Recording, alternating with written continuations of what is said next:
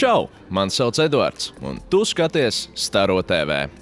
Neapšaubām, Gaismas festivāls Staro Rīga ir viens no tiem pasākumiem, kas mūs visus vieno svētku sajūtās. Devāmies pie garām gājējiem, lai noskaidrotu, kas ir tās 3 lietas, kas viņuprāt vieno latviešu tautu. 3 lietas, kas vieno latviešus. Latvieši, ēdiens un alus. Mīlestība pret savu valsti. Grūtību pārvarēšana. Tautas dziesmas. Himna, valoda un, protams, galvaspilsēta Rīga. Nacionālās piederības sajūta. Tādas lūk ir paša rīdznieka pārdomas par to, kas vieno mūs visus latviešus.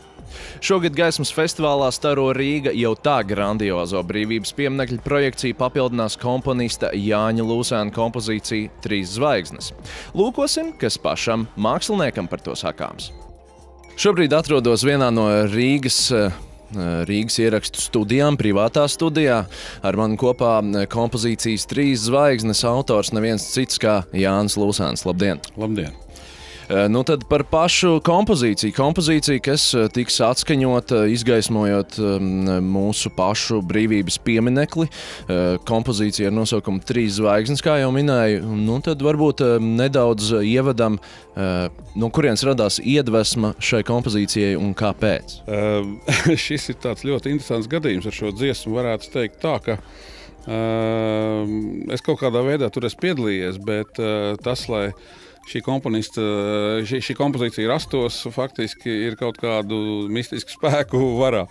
Jo bija tāds laiks, kad es strādāju pie Leļļa operas, es biju absolūti pārņemts ar lielām, milzīgām partitūrām. Zvans no Jura Vaivoda, klausies, mēs Vairai Vīķai Freibergai sakām paldies Rundāls pilī, vajadzētu vienu dziesmu Naumovai un Kauperam, ko nodziedāts. Lietas mierā, nav man laika, pēc brīža atkal zvans, vajadzētu tomēr esam izdomājuši. Es saku, labi, teksts ir teksts kaut kāds, saku, sūta šurp, atsūtīja, un tad būtībā ar pirmo reizi, kā izlasīju to tekstu, kompozīcija bija skaidra, un faktiski 2 stundu laikā maksimums tas tika paveikts, un atdots šiem solistiem, un es pat vispār aizmirsu, ka es kaut ko tādu uzrakstījis, un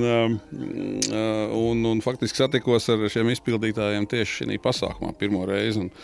Un man tas bija brīnišķīgs pārdzīvojums, es viņu tā kā no malas pirmo reizi tā noklausījos un nospēlēju, un cik es sapratu, tad prezidentei arī bija acīs asaras, un kaut kā tas aizgāja brīnumainā kārtā tautās, tad vēlāk šī dziesma bija arī dziesmu svētkos. Un ik pa brīdim viņi kaut kur parādās tādās ļoti nozīmīgā veidā. Un kā tad īsti rast sevī tās patriotiskās sajūtas? Es domāju, ka tas ir skolas audzināšanas tāds neuzspiests, bet tāds pašsaprotams veids atgriezties mūsu kultūras vēsturē, sākot ar dzejniekiem, ar sabiedriskiem darbiniekiem, ar visiem notikumiem, kas palīdzēja tomēr izcīnīt zināmā veidā Latvijas brīvību vai neatkarību, sauksim, kā to gribam, un galvenais nekaunēties no tā, kā beidzās Padomju Savienību uzreiz, mēs pārmetam kažociņu pilnīgi uz pretēju pusi, un tas varbūt bija tā mazliet pārāk fatāli, un tā kā kaunējamies par to latvisko, jo it kā padomju laikā tas arī tā atklāti netika apspiests, un kaut kādās zināmās normas robežās tas tika pieļauts. Es domāju, viss ir paši rokās, un jaunie cilvēki, kas šobrīd mācās un Dievs dod brauc atpakaļ, es domāju, ka var paveikt lielas lietas, un mums ir tā iespēja, ka mēs esam ļoti mazi, mēs varam ļoti ātri mainīt visu, ļoti ātri rīkoties. Un brīnišķīgi dabas apstākļi mums ir faktiski ideāla vieta, mēs tikai to paši tā lāga līdz apziņai neesam noveduši. Šogad Gaismas festivālam Staro Rīga programmas nosaukums ir Latvijas māju sajūtu meklējot. Kas tad jums pašam rada to māju sajūtu? Mājas sajūtu patiesībā rada cilvēki. Es esmu kaut kā tāds vairāk provinces mīļotājs, varbūt negluži Rīgas, jo Es nezinu, es aizbraucu uz laukiem, tur Zeltiņos, es katru cilvēku seju satieku, katrs pasveicinu, pasmainu kaut ko, mēs parunājam. Rīgā tas, diemžēl, nav iespējams. Nu, tā ir tā mājas sajūta. Ne? Mājas tur arī apsveicinies, parunājas, kā iet, kā tas viss notiek. Jā, Rīgā mēs baigi skrienam, un tā Rīga drusciņ tāds monstrs ir palicis. Bet, jā, nu, es domāju, ka primāri ir cilvēki. Un kas pašam saistās ar gaismas festivālu Staro Rīga? Man tiešām ļoti maz garām skrejot, kaut kā nav sanācis ļoti daudz būt, bet es zinu no apkārtējiem, no draugiem, no paziņām, kad cilvēki ļoti gaida to. Un ar ģimenēm, ar maziem bērniem skatās visus šos tehnikas radītos brīnums un arhitektūras brīnums kopīgi. Un es domāju, ka tas ir labs veids, kas arī kaut kādā veidā saliedēt cilvēkus kaut kādā vienā skaistā, pat daļai tādā mistiskā veidā. Šogad uzreiz pēc svētku salūta, turpat netālu uz Ābēdāmbi, būs vērojami patiešām spēcīgi gaismas stari.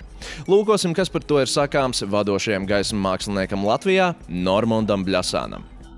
Šobrīd ar mani kopā Latvijā vadošais gaismu mākslinieks Normunda Bļasāna kungs. Labdien! Labdien! Cik noprotu, jūs esat atbildīgs par šī gada lielo svētku un Staro Rīga vienu no lielākajiem, apjomīgākajiem objektiem. Jā, man tas gods veidot kopā ar uguņotāju komandu gaismu un uguns šovu šeit, uguņošanas šovu šeit Krasmalā. Un tālāk šis pārtaps par gaismu objektu, gaismu sauca uz Staro Rīga.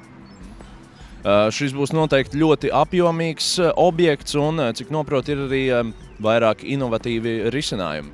Jā, viens no tiem ir izmantotā tehnika. Tā ir nu pat nākusi tirgu un nav pirms tam redzēta, izmantota un arī apkārt ap mums kaimiņos nav sastopama. Tas pie mums ir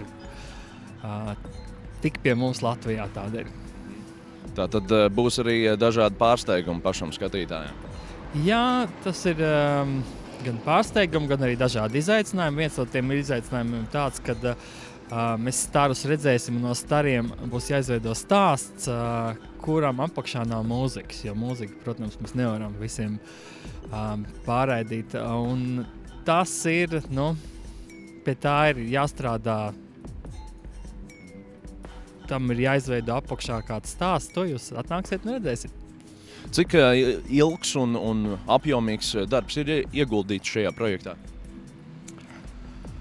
Tur ir vairākas stadijas. Pirmā stadija tā ir saskaņošana, projektēšana, idejām, visas šīs tehniskās lietas. Tad nākošais ir radošais, kas ir komandas darbs, gan formas, laiki, dažādas iespējas, un tas ir tas otrais etaps, un trešais ir tehniskā realizācija. Katrs no šiem etapiem, nu, tas ir noteikti nedēļu darbs, nevis dienu darbs. Un tātad objektu gaismu sauca varēsim redzēt gan 18. novembrī, gan arī pēc tam. Jā, 19., 20. un 21. Katras šīs dienas vakarā jūs varēsiet nākt un skatīties. Tieši tā, dodamies uz Krastmalu, aplūkojam objektu gaismu sauca un tiekamies svētkos. Šoreiz tas arī viss. Apmeklē Līvu laukuma infocentru, kur vari saņemt savu Staro Rīga avīzi. Turpini skatīties Staro TV dienas grāmatas, apmeklē www.starorīga.lv un tiekamies Gaismas festivālā. Gaismas festivāls Staro Rīga 2015. Programmā Latvijas māju sajūtu meklējot, domāsim par vērtībām, kas mūs vieno Latvijā. Vērmanas dārzā apskatīsim starptautiskā projekta Baltijas gaismas ķēde, jauno mākslinieku darbus, kā arī Vecrīgā meklēsim objektus no Eiropas gaismas festivāliem. Piedalieties līdzdalības akcijā Rīgas karnevāls un izgaismosim savu pilsētu svētku noskaņās. Festivāls notiek ar Rīgas domas un festivāla sadarbības partneru atbalstu. Staro Rīga no 18. līdz 21. novembrim.